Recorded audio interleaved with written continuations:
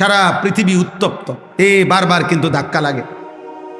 মনে রাখো ভাই, সুখের জীবন কমে আসতেছে, ফুর্তির জীবন কমে আসতেছে। কালকে খবরে দেখলাম দুবাই থেকে প্রাইভেট জেট, মানে প্রাইভেট বিমান দিয়া কেউ ইউরোপ যাইতে হইলে শুধু বিমান ভাড়া প্রায় 1 কোটি টাকার উপর, 1 কোটি টাকার কাছাকাছি। অর্থাৎ মানুষের সুখ, শান্তি, নিরাপত্তা আল্লাহ যদি না দেয়, কারো হাতে নাই, কারো হাতে নাই। দুবাই নাকি কুয়েত, আমিরাত নাকি সৌদি, আরে না রে ভাইয়া, মাত্র কয়টা বুম হলাইছে নির্দিষ্ট মার্কিন সামরিক ঘাঁটিতে ইরান থেকে, এক দূরেই সবার পায়জামা গরম, সবার হুড়াহুড়ি দৌড়াদৌড়ি। অতএব সুখ কমে আসতেছে।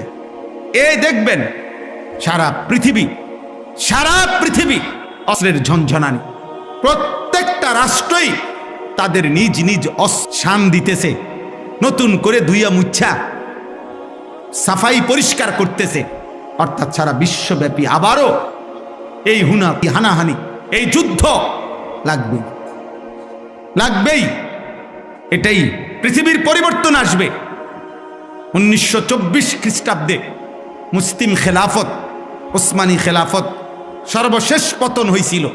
2024 পার হইয়া 102 বছর এখন রানিং। তার মানে পরিবর্তনের সময় হয়েছে।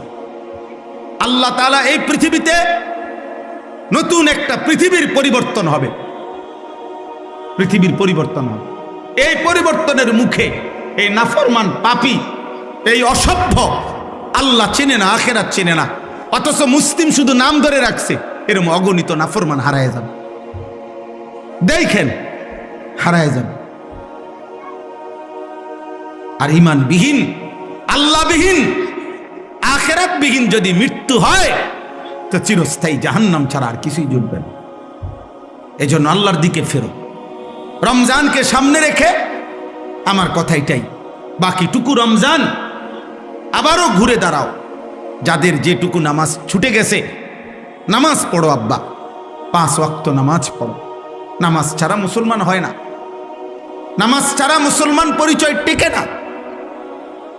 নামাজ পড়ো, রোজা রাখো, আল্লাহর ঘরে বারবার আসো, আল্লাহর কালাম পড়ো, আল্লাহর দিকে ফেরো। আমরা মুসলমানের জন্য পৃথিবীর কারো কাছে, কোন সংস্থা, কারো কাছে খোদার কসম আমাদের কোনো নিরাপত্তা নাই। আমাদের নিরাপত্তা, আমাদের স্বস্তি, আমাদের বেঁচে থাকা সবকিছু আমাদের আল্লাহর হাতে। কার হাতে? আল্লাহ। আর সেই আল্লাহরে বৃদ্ধাঙ্গুলি দেখাইলে, সে আল্লাহর থেকে মুখ ফিরাই নিলে, সে আল্লাহকে সেজদা না দিলে আমাদের শান্তি আসবে কোত্থেকে? আমাদের সুখ আসবে কোত্থেকে? আমি শুধু মরে গেলাম এটা তো না, আমাদের 4টা ছেলে মেয়ে আছে, ওরাও তো বাঁচবে আগামী দিন। আপনি শুধু মরে গেলেন, আপনার নাতি নাতনি আছে না, তো ওরা আগামীর পৃথিবীতে যদি নিরাপদে থাকতে না পারে। এই জন্য দয়া করে রমজান মাস বেশি বেশি দোয়া করেন, রমজান মাস আল্লাহর দিকে ফিরেন। শুধুমাত্র দুনিয়া ভোগ করা এটা জানোয়ারের জীবন। আবারও বলছি, শুধুমাত্র দুনিয়া ভোগ করা এটা কাফের বেঈমানের জীবন। ইমানদার মানে যে দুনিয়া ভোগ করে না, যে আখিরাতের প্রস্তুতি গ্রহণ করে। আল্লাহ আমাদেরকে তৌফিক দান করেন। এই 6টি আমল আবারও যত্নবান হবেন। পুরা মাস রোজা, পুরা মাস তারাবি, ইফতার, সাহারি, এতেকাফ এবং শবে কদরের বেজর রাত্রি শেষ দশকে তালাশ, বেশি থেকে বেশি ইবাদত আমলের জন্য চেষ্টা করেন। আল্লাহ সবাইকে কবুল করেন। এই 3টা জিনিস যে একত্র করে, 1 নাম্বার অন্তর, 2 নাম্বার কান, 3 নাম্বার হলো নিজে উপস্থিত অর্থাৎ চোখ। যে ব্যক্তি চোখ, কান এবং দিল একসাথ করে শুনে, মনোযোগ দেয়, আল্লাহ বলছে নিশ্চয়ই তার জন্য আমার কোরআনের মধ্যে উপদেশ রয়েছে। আস্তে আওয়াজ করো, আস্তে, একদম আওয়াজ। তো তার জন্য উপদেশ রয়েছে। তাহলে বোঝা গেল উপদেশ অর্জনের জন্য, হাসিলের জন্য আমার দিল, আমার কান, আমার চোখ একসাথে করতে হবে। এই জন্য উপদেশ হাসিল হওয়া একটা বিষয়, আর এমনি ওয়াজ শোনা আরেকটা বিষয়।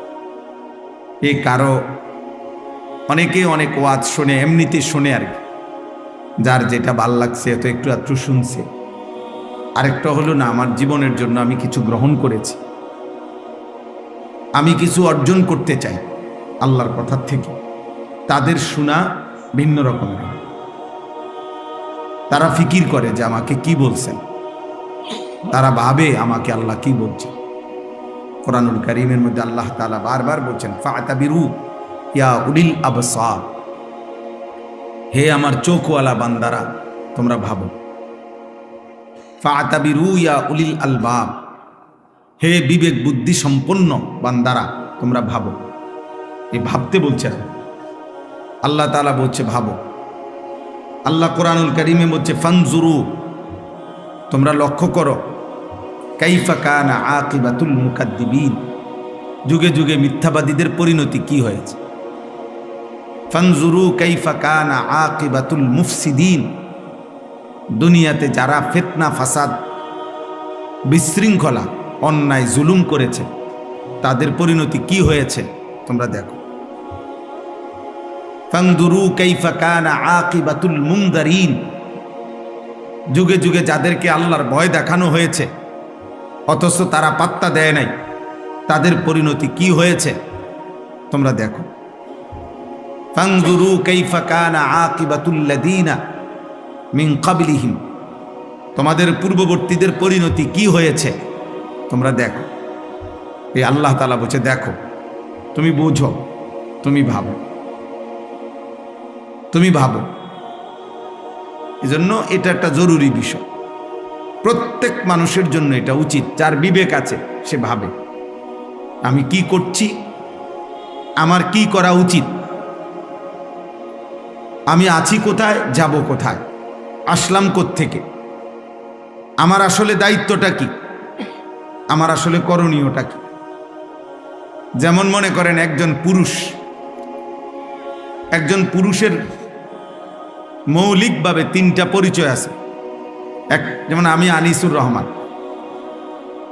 এখন আমার তিনটা মৌলিক পরিচয়। এক, আমি ব্যক্তি, মানে আমি নিজে ব্যক্তি হিসেবে আমি একজন, তো আমার দায়িত্ব হলো খেয়াল করা এই আমি ব্যক্তির উপরে আল্লাহর বিধান কি কি, রসুলের বিধান কি কি, কোনটা আদেশ কোনটা নিষেধ, এইটা আমি আমার জীবনে বাস্তবায়ন করা, এটা আমার দায়িত্ব। 2 নাম্বার হলো আমি একজন অভিভাবক, এটা আমার একটা জিম্মাদারি। আমার অধীনে কিছু মানুষ আছে, আমার স্ত্রী, আমার 4 জন ছেলে মেয়ে, আমার একজন গাড়ির ড্রাইভার, আমার একজন খাদেম ছেলে আছে, আমার মাদ্রাসা আছে, সেখানে 34 জন শিক্ষক কর্মচারী আছে, প্রায় 500-র মতো ছাত্র আছে। এরা আমার অধীনে, আমি এদের অভিভাবক। এদের প্রত্যেকের ঈমান আমল, আখিরাত, হালাল হারাম, পাক না পাক, আল্লাহ রসুলের বিধিবিধান মানে না না মানে, এটা খেয়াল করা, এর জন্য যথোপযুক্ত ব্যবস্থা করা, এর জন্য সর্বাত্মক চেষ্টা করা, তাদেরকে আল্লাহর উপরে ইবাদতের উপরে রাখার জন্য এটা আমার দায়িত্ব। এর জন্য আমাকে আল্লাহর কাছে জবাবদিহি করতে হবে। 3 নাম্বার হলো আমি একজন উপার্জনকারী, অর্থাৎ পুরুষ মাত্রই উপার্জন করে, কামাই রোজগারি করে, জীবন চলতে গিয়ে উপার্জন করে, চাকরি হোক, ব্যবসা হোক, দেশে থাইকা হোক, বিদেশ থাইকা হোক, কৃষি হোক, ক্ষেত খামার হোক, যেমনি হোক পুরুষ মানুষ রোজগার করে। তাহলে আমি একজন উপার্জনকারী, এক্ষেত্রে আমার দায়িত্ব 2টা জিনিস লক্ষ্য রাখা। 1, যা উপার্জন করছি তা হালাল কিনা। 2, যা খাচ্ছি বা খাওয়াইতেছি পরিবারকে তা হালাল কিনা। আকলে হালাল, কাসবে হালাল, আমার উপার্জনটা হালাল কিনা, খাবারটা হালাল কিনা, এই 2টা খেয়াল করে। তাহলে এই 3 জিনিস বিবেকবান পুরুষ মুসলমান তার জিম্মাদার। এক, আমি আনিস, আমার উপরে আমার আল্লাহর হুকুম কি, আমার রাসূলের হুকুম কি, আদেশটা কি, নিষেধটা কি, সেটা ঠিকমতো পালন করা। আমার অধীনস্থ যতজন, ওদের ঈমান আমল আখিরাতের ফিকির করা আমার দায়িত্ব। আমি যা রোজগার করি যেভাবেই হোক, তো সেটা এক নাম্বার হালাল কিনা, এবং যা খাই তা হালাল কিনা।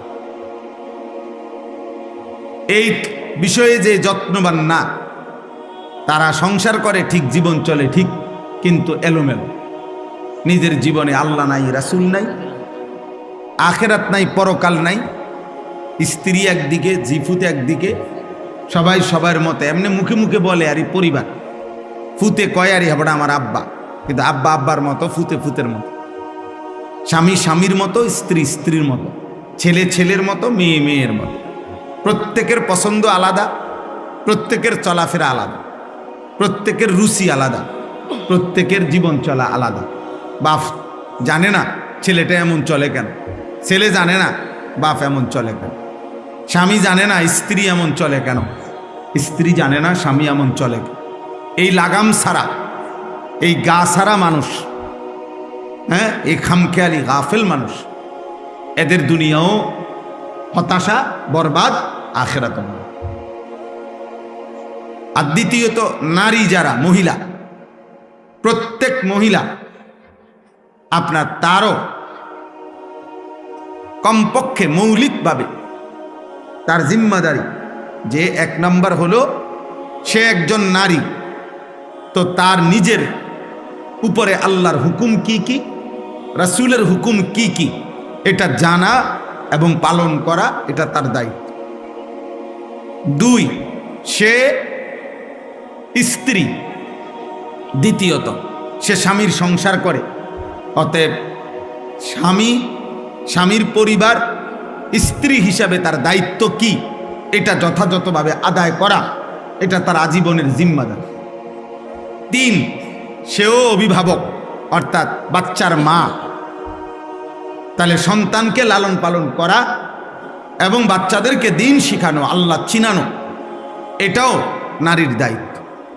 তাহলে নারীরও মূল মৌলিক দায়িত্ব তিনটা। এক, সে একজন মহিলা, কন্যা, নারী, এই আলোকে তার উপরে আল্লাহর হুকুম বিধান কি এটা জানা বুঝা। দ্বিতীয়ত হলো সে একজন স্ত্রী, এই হিসাবে স্বামীর সংসারে তার জিম্মাদারি কি এটা জানা এবং পালন করা। তৃতীয়ত হলো সে একজন মা, বাচ্চার সন্তানদেরকে আল্লাহ চিনানো, আখিরাত চিনানো, তাদেরকে দিন মানানো, আল্লাহর সাথে পরিচয় করানো, তাদেরকে ঈমান ইসলামের উপরে আগলাইয়া রাখা, এটা দায়িত্ব। এতটুকু দায়িত্ব যদি কোনো পুরুষ কিংবা নারী ভুলে যায়, তার আর মুসলমান কি রইল, আর আখিরাত কি হল? এজন্য আমরা এই ওয়াজ মাহফিল, দিনে হোক রাতে হোক, সারা বছর আমরা এটা বুঝাইতে চাই যে আপনি আপনার দায়িত্ব বুঝে নেন, আপনি আপনার কর্তব্য বুঝে এরপরে ওই আলোকে আপনি আপনার কাজ করেন। আপনাকে বাজার, ব্যবসা, ঘর সংসার, স্বামী স্ত্রী কোনো কিছুই নিষেধ করে নাই ইসলাম, এগুলো তো আল্লাহই দিয়েছেন, নিষেধ করবে কেন? এই পৃথিবীর যত উপার্জন, এই পৃথিবীর যত আয়োজন, সব তো আল্লাহরই দেওয়া, তা আল্লাহ নিষেধ করবে কেন? শুধু আল্লাহ তাআলা বলছেন তুমি আমার আদেশ নিষেধের প্রতি খেয়াল করো, আমার বিধিবিধানের প্রতি খেয়াল করো, এতটুকুই চাইছেন আল্লাহ, এতটুকুই চাইছেন। যা পালন করতে বলেছি তা পালন করো, যা নিষেধ করেছি তা বর্জন করো। এই আদেশ পালন করা, নিষেধ বর্জন করা, এটাই শরীয়ত, এটাই ইবাদত, এটাই নেক আমল, এটাই আমলে সালেহ, এটাই তাকওয়া। তাকওয়া আল্লাহ তাআলা কোরআনুল কারীমের মধ্যে একজন ইমানদারের কাছে এটাই চাইছেন, তোমরা আল্লাহর ইবাদত করো, তোমরা আল্লাহর দ্বীন মানো, তোমরা তাকওয়া অবলম্বন করো, তোমরা আমলে সালেহ নেক আমল করো, তো এই সবটা কথার অর্থ কি? ইয়া আইয়ুহাল্লাযীনা আমানুত্তাকুল্লাহ ওয়া মা খালাকতুল জিন্না ওয়াল ইনসা ইল্লা লিয়াবুদুন। আমার ইবাদত, তাকওয়া, নেক আমল, ফামান কানা ইয়ারজু লিকা রাব্বিহি ফালিয়ামাল আমালান সালিহা। যে জান্নাত চায়, আল্লাহর সাক্ষাৎ চায়, আল্লাহ বলেন সে যেন নেক আমল করে।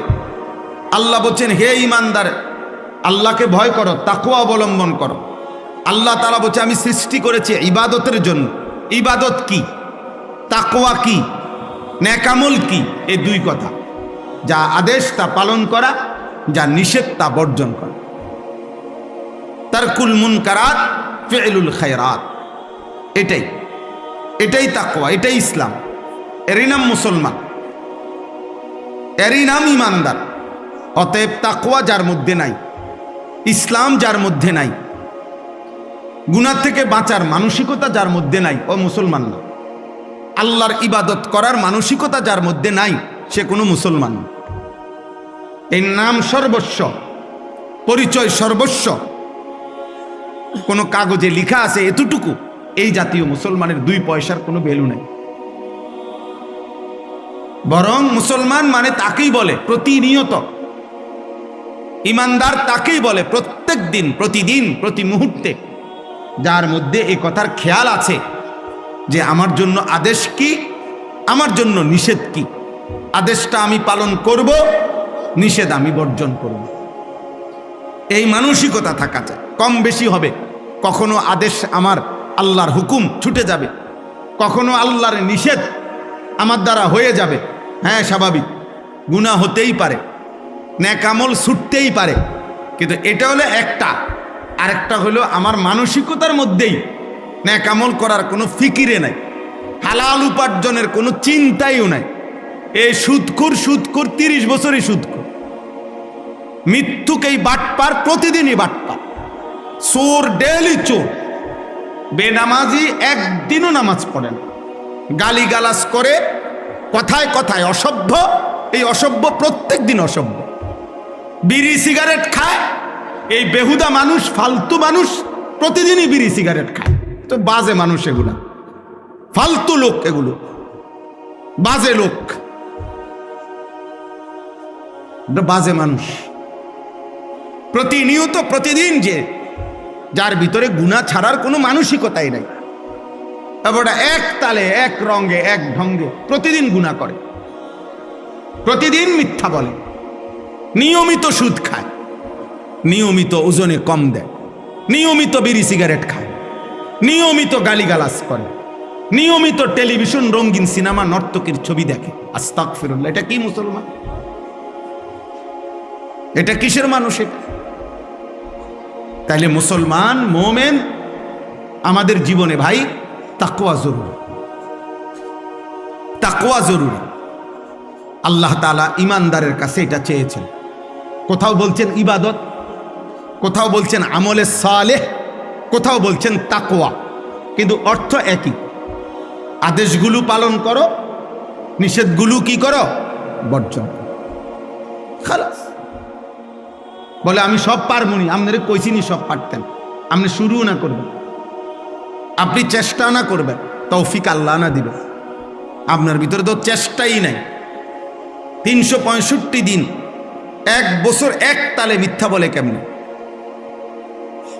নিয়মিত গুনাহ করে কেমনে একজন মুসলমান? যার ভিতরে আখিরাত আছে, যে নিজেকে চিনে মুসলমান। এজন্য রমজান মাস মহান আল্লাহ পাক রব্বুল আলামিন দয়া করে আমাদেরকে দান করেছেন। মূলত আল্লাহ তো চেয়েছিলেন 11 মাস 12 মাস বান্দা তাকওয়ার উপরে থাকবে, নেক আমলের উপরে থাকবে, ইবাদতের উপরে থাকবে। সারা বছর, সারা মাস বান্দা তুমি আমার একটা একটা হুকুম পালন করবা, একটা একটা গুনাহ ছেড়ে দিবা। আমি তো এটা প্রতি মাসেই তোমার কাছে চাইছিলাম, কিন্তু আচ্ছা ঠিক আছে, যাও। শয়তানের খপ্পরে পড়ে, নফসের ধোকায়, মনের হারাম চাহিদায় পড়ে, অসৎ পরিবেশ, অসৎ সঙ্গের কারণে পড়ে হতে পারে তুমি 11 মাস আমি আল্লাহর কথায় কোনো গুরুত্ব দিতে পারো নাই। ঠিকমতো ইবাদতগুলো করো নাই, ঠিকমতো গুনাহ বর্জন করো নাই, তো ঠিক আছে বান্দা, সব বাদ দাও।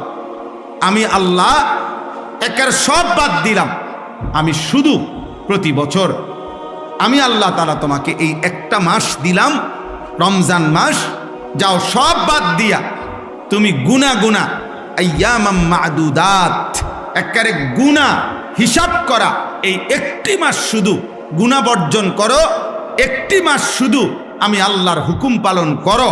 তো 11 মাসে বা 12 মাসে আমি তোমাকে যে তাকওয়া দিতাম, মুত্তাকি বানাইতাম, এটা আমি কমাই আনলাম। 1 মাসেই আমি আল্লাহ গুনাহ ছেড়ে দিলে, নেক আমল করলে আমি তোমাকে মুত্তাকি বানিয়ে দেব। 1 মাসে যাও, ঠিক আছে, তবুও নেও, তবুও ভালো হও, তবুও নিজেকে সাজাও, আল্লাহকে ছেড়ো না, আল্লাহকে ছাইরো না, আল্লাহকে ছাইরো না। এই মুহূর্তে পৃথিবীতে এবং বেঈমানরা সম্মিলিতভাবে মুসলমানদের বিরুদ্ধে সারা বিশ্বময় যে যুদ্ধের ঘনঘটা চলতেছে, মূলত আক্রমণ করছে, মূলত এই টার্গেট মুসলমান, টার্গেট ইসলাম নিশ্চিহ্ন করা, মুসলমানদেরকে নিশ্চিহ্ন করা। এই জন্য এটা সত্য কথা, এটাই আমরা কয়দিন আগে বলছিলাম, বারবার শুনতাম, আজকে পৃথিবীতে সবচেয়ে আরব বিশ্বের মধ্যে বিলাসী যেই জায়গা, যেখানে সারা পৃথিবীর হাজার হাজার কোটি কোটি টাকার মালিক ধনকুবেররা, যে দুবাই আমিরাত, যেখানে ঘুরতো পর্যটক, আজকে সব তাও কোনো পুরা দেশের উপরে আক্রমণ হয় নাই, নির্দিষ্ট 2-4টা বাকারে হামলা হয়েছে, আমার ভয়েই সব বাগতেছে। তাইলে মূলত দোস্ত, সুখ, শান্তি, নিরাপত্তা, অসংখ্য মানুষ মনে করে আমার বাপ বিদেশ, ভাই বিদেশ, আমার পরিবারে টাকা পয়সা আছে। ঠিক কখন, কোন দিন, 1 ঘন্টার সিদ্ধান্তে, মালিকের ইচ্ছায় সব যে এলোমেলো হয়ে যাবে, তছনছ হয়ে যাবে। রাজপ্রাসাদের ব্যক্তিটা যে ভিক্ষার থালা হাতে নিবে, তার তো কোনো নিশ্চয়তা নেই, তার তো কোনো নিশ্চয়তা নেই। কিন্তু আমরা এটা বুঝতে চাই না। আমাদের ছেলেপেলেরা এমন মাতাল, 24 ঘন্টা এরা এদের মাতলামিতেই আছে, এরা এদের মোবাইল, এদের চুল, চেহারা, এদের বেনামাজি জিন্দিগি, অসভ্য জিন্দিগি, এরা এদের অসভ্যতা নিয়েই আছে। অভিভাবক সব আপনার, আমি কোম্পানিগঞ্জ বাজারে গেছি, আমি একজন ব্যবসায়ীর সাথে একটু দেখা করছি, শুধু এতটুকু বলে আসছি, ভাই আমি তারাবির পরে আমো আপনার কাছে।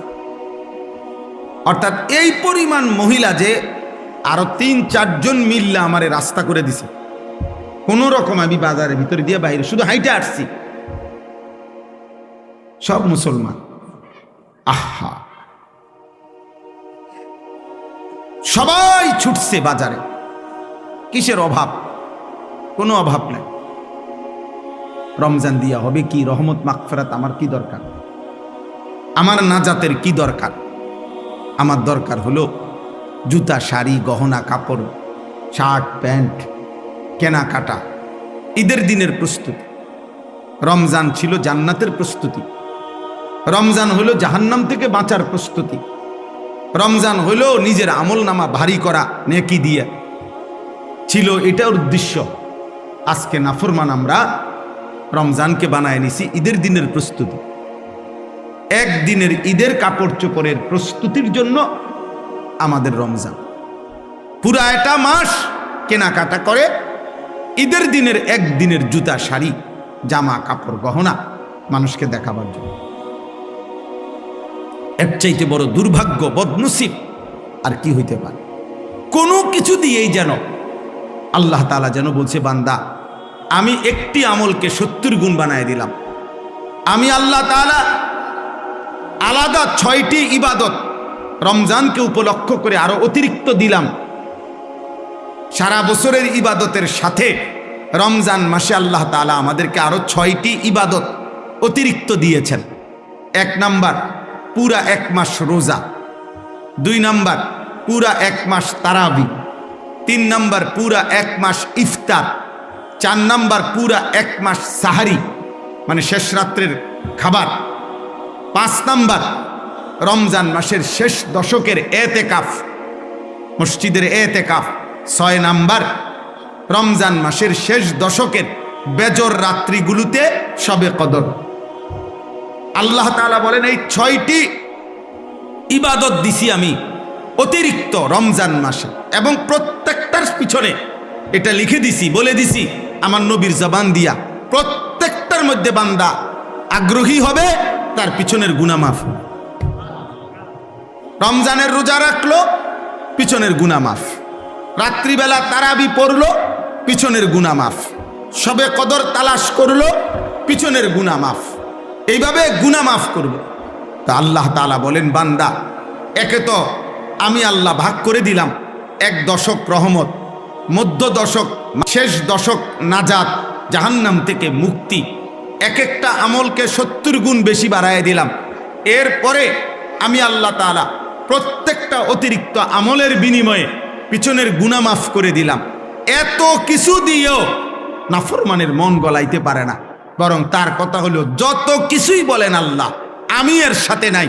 আমার এক কথা, আমি সারা বছর আমি মোবাইলে আসক্ত, আমি নারীতে আসক্ত, আমি ছবিতে আসক্ত, আমি বাজার মার্কেট শপিংয়ে আসক্ত। আমার জীবন আমার মতো, আপনার কথা মতো না, আপনার কথা মতো। আফসোসের বিষয়, রাসূলুল্লাহ সাল্লাল্লাহু আলাইহি ওয়াসাল্লাম প্রত্যেক রমজানে, বুখারী শরীফের হাদিস, প্রত্যেক রমজানে হযরত আব্দুল্লাহ ইবনে আব্বাস রাদিয়াল্লাহু তাআলা আনহুমা তিনি বর্ণনা করছেন, প্রত্যেক রমজানে প্রতি রাত্রে হযরতে জিবরাইল আলাইহিস সালাম আমাদের নবীজি সাল্লাল্লাহু আলাইহি সাল্লামের কাছে আসতেন, আর এসে বিগত বছর পর্যন্ত যেটুকু কোরআন নাজিল হয়েছে এ প্রত্যেক রাত্রে পূর্ণ কোরআন একবার জিবরাইল নবীকে শুনাইতেন, আরেকবার নবীজি জিবরাইলকে শুনাইতেন। এইভাবে প্রতি রাত্রে আলাদা, এটা তারাবিতে না, তারাবির বাহিরে 2 খতম কোরআন শরীফ, 1 খতম জিবরাইল নবীজিকে শুনাইতেন, আরেক খতম নবীজি জিবরাইলকে শুনাইতেন। এইভাবে কোরআন তেলাওয়াত করতেন। তারাবির নামাজে আবার পৃথক আল্লাহর কোরআন পূর্ণ লম্বা তেলাওয়াত করতেন। মাগরিবের নামাজের পরে আউয়াবিন 6 রাকাত ওইখানে তেলাওয়াত করতেন। তাহাজ্জুদের নামাজে 8 রাকাত সেখানে তেলাওয়াত করতেন। 5 ওয়াক্ত নামাজে কোরআনুল কারীম লম্বা তেলাওয়াত করতেন। পুরাটা রমজান এভাবে আল্লাহর নবী সাহাবায়ে কেরাম আল্লাহর কোরআন তেলাওয়াত করতেন।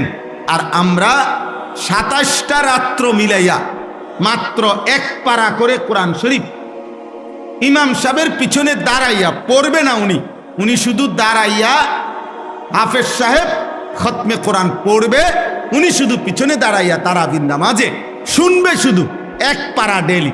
27 দিনে মিলাইয়া 1 খতম কোরআন শরীফ হবে। দুর্ভাগা বদনসিবের কপালে এটাও জোটেন। এইটুকু পড়ার মতো শুনবার শুনবে, এই ধৈর্যটুকুও লক্ষ লক্ষ মুসল্লির নাই।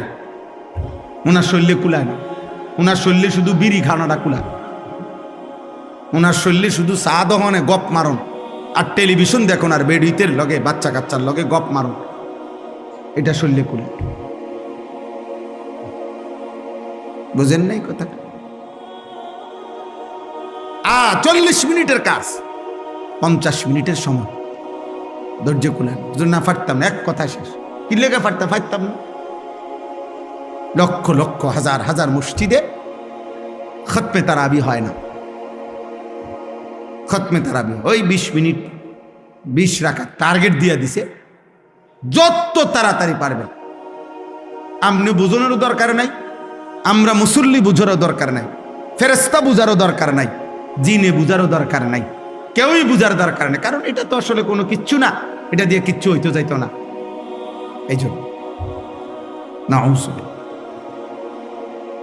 এই জন্য ভাই আমার কথা এটাই যে আমরা মহান আল্লাহ পাক রব্বুল আলামিন আমাদেরকে দয়া করে আমাদের জীবনের যে মূল বিষয় অর্জন তাকওয়া, গুনাহমুক্ত জীবন, এটা যেন আমরা কম সময়ে হাসিল করতে পারি, এই জন্য আল্লাহ তাআলা আমাদেরকে রমজান দিয়েছিলেন। কিন্তু আমরা যদি রমজান কদর না করি, তাহলে এর চাইতে বড় দুর্ভাগ্য আমাদের কপালে আর কিছুই হইতে পারে। এই জন্য আপনাদের কাছে অনুরোধ, আপনারা আপনাদের ছেলেদেরকে মসজিদমুখী করেন, আপনারা আপনাদের মহিলাদেরকে নামাজের মুসল্লায় বসান, আপনারা আপনাদের মহিলাদেরকে আল্লাহর দোহাই আপনারা বাজার থেকে ফিরান, আপনারা বাজার থেকে ফিরান। খোদার কসম, নবীজি বলছে যে পুরুষ জীবিত থাকতে তার অধীনস্থ মহিলা, পুরুষ জীবিত অথচ তার অধীনস্থ মহিলা, স্ত্রী, কন্যা বেহায়া বেপর্দা চলাফেরা করে, আল্লাহর কসম নবীজি ওই পুরুষকে বলছে দাইয়ুস, ওই পুরুষের জন্য জান্নাত হারাম।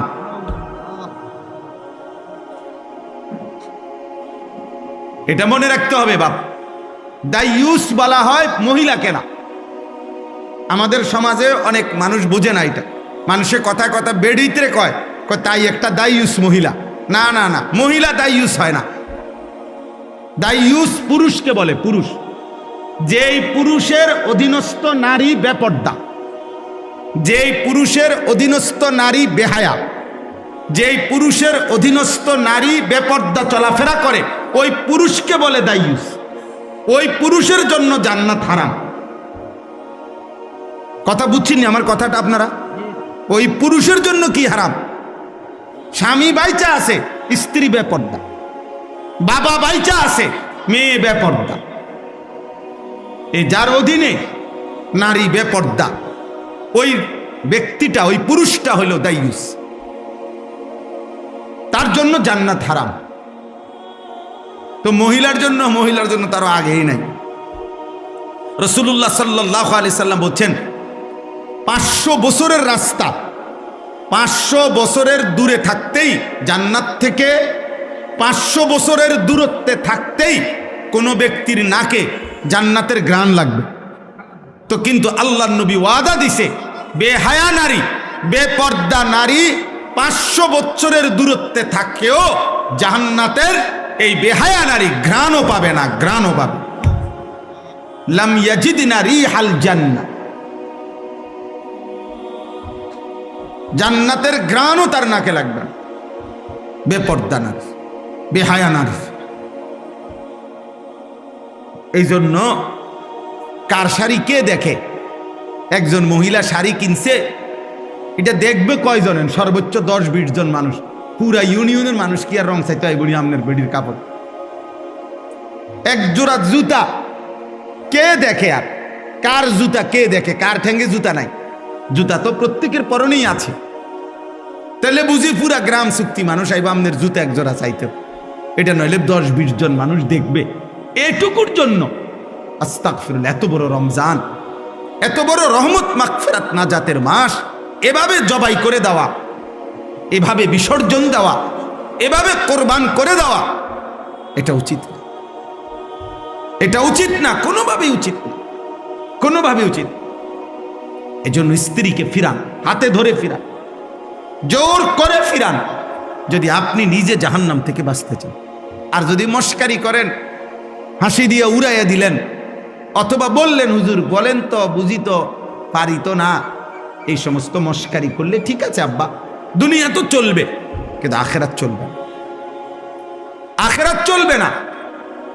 রমজান আল্লাহ তাআলা যেই জিনিসের নিয়ামত যেমন বেশি, গাফলতির শাস্তিও বেশি। যেমন মক্কা শরীফ, আল্লাহর ঘর কাবা, হারামের সীমানা যেটা, হুদুদে হারাম, আল্লাহর ঘরের যে সীমানা, মসজিদে হারামের যে সীমানা, ওইখানে নেকি যেমন অনেক, ওইখানের অপরাধ পাপের শাস্তিও অনেক, শাস্তিও অনেক। ঠিক রমজান মাসের নেকি যেমন অনেক, ওই সময় আল্লাহর গোস্বাও অনেক।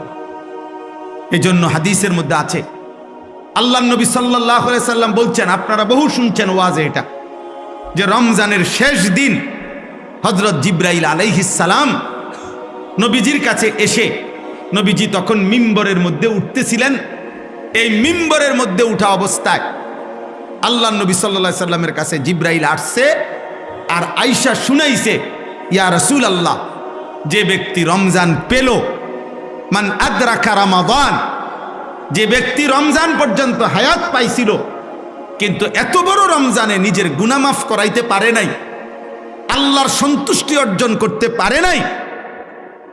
আল্লাহর নবী সাল্লাল্লাহু আলাইহি সাল্লামের কাছে জিবরাইল বলছে, ইয়া রাসূলুল্লাহ, ওই নাফরমানের উপরে আল্লাহর লানত, আমরা ফেরেশতাদের লানত। নবীজি বলছে আমিন, মানে আমি মুহাম্মদেরও লানত।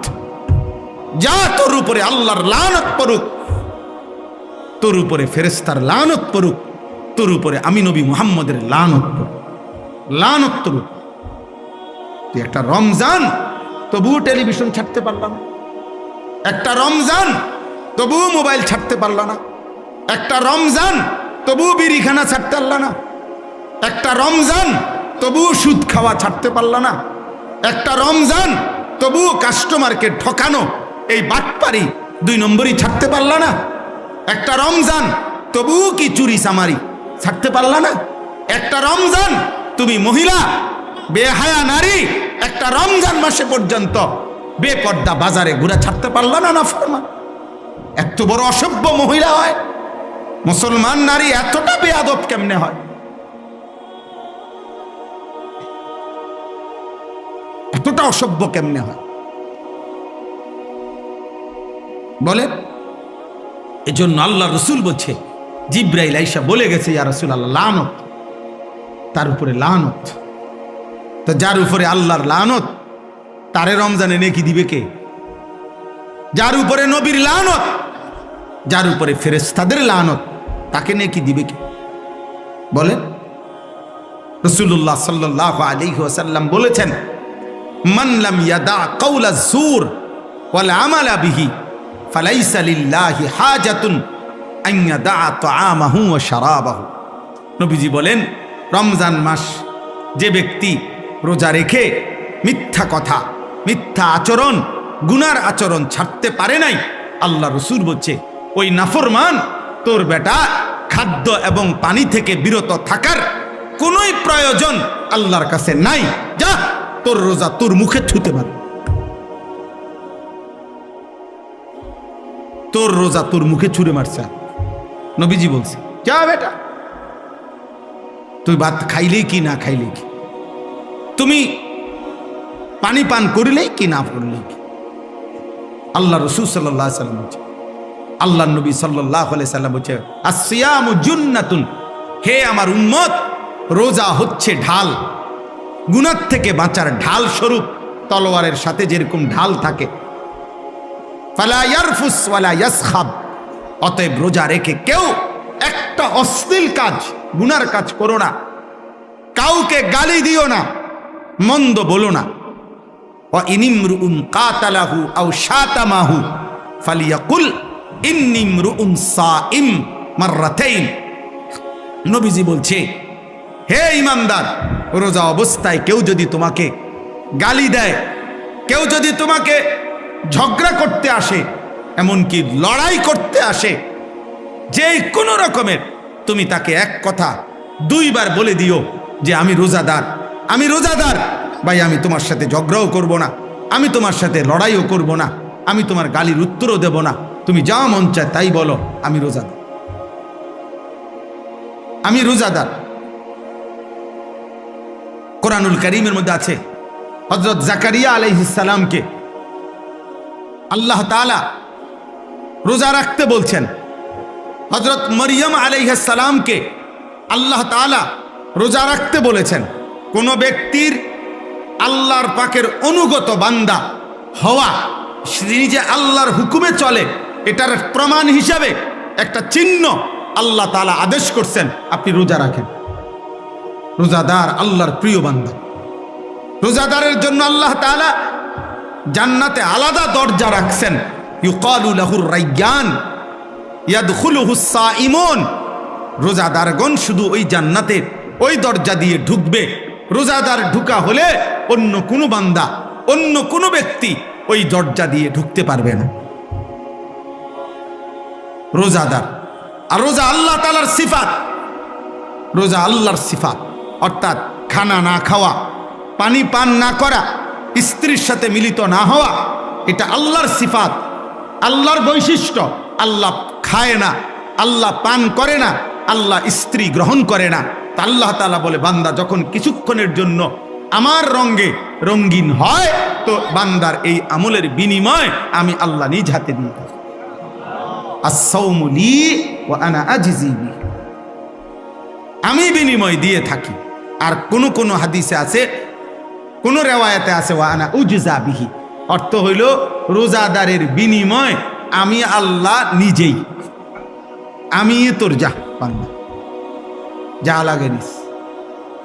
কত বড় ফজিলত, কত বড় সুযোগ ছিল, কত বড়।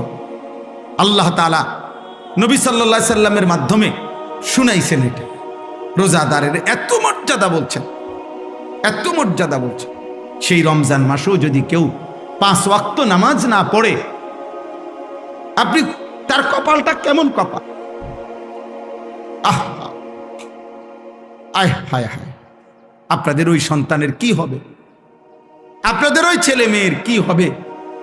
আয় হায়, এই অসভ্য, এই বেয়াদব, এই খায় আর পেশাব করে আর পায়খানা করে আর ঘুম যায়।